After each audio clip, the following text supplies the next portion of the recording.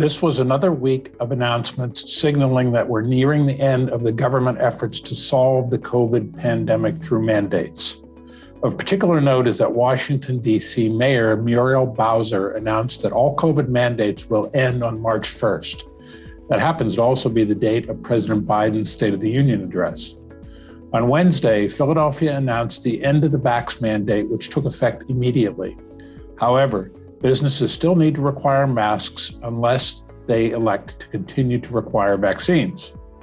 While this isn't quite the progress we would have expected at this point, we do appreciate the willingness of Health Commissioner Cheryl Bedegal to engage the restaurant, hotel, and catering community, meet with PRLA, and take into account our concerns.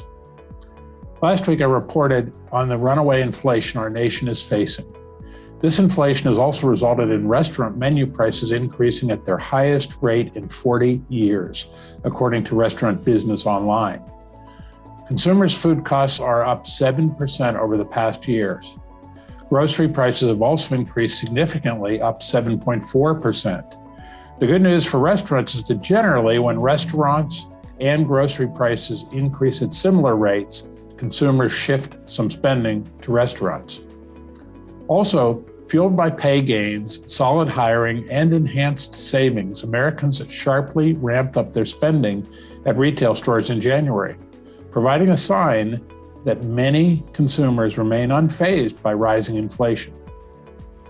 A recent study by researchers in Penn State's Department of Recreation, Park, and Tourism Management found that the pandemic brought unexpected changes in outdoor recreation. Nearly half of the adults from across the U.S. now participate in outdoor recreation at least once a month.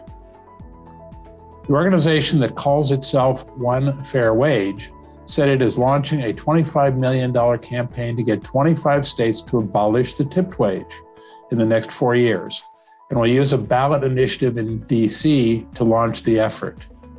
This won't be the first attempt in Washington, D.C.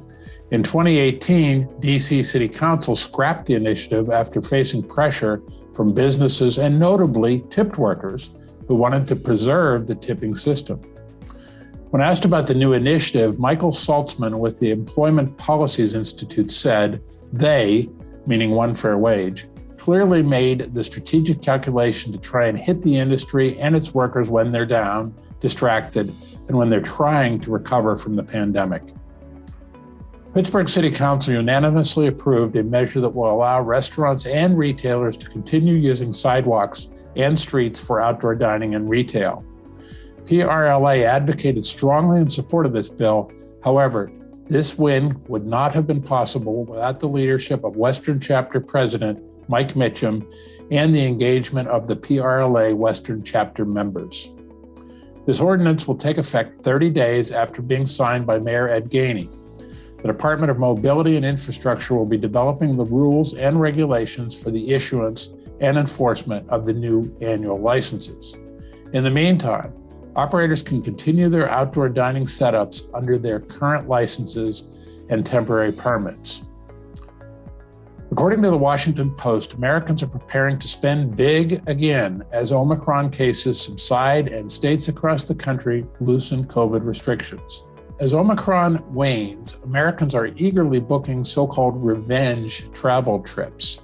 Travel agents, hotel operators, and restaurants say they've seen dramatic spikes in demand in the past week. I hope you'll consider joining PRLA in Washington, D.C. from April 25th to 27th to be part of the industry's largest grassroots lobbying event, the National Restaurant Association's Public Affairs Conference. Meeting with policymakers is critical to turning the tide from surviving the pandemic to thriving as an industry. In addition to meeting with lawmakers on Capitol Hill, conference attendees will hear from top political speakers and celebrate the industry at networking events. You can register using the link in the update. Speaking of the National Restaurant Association, congratulations go out to Michelle Korsmo, who this week was named President and CEO of the organization. We're excited to have Michelle on board at the National Restaurant Association and look forward to working with her. I'm John Longstreet with another edition of It Happened This Week. Thanks for tuning in, and I'll see you again next time.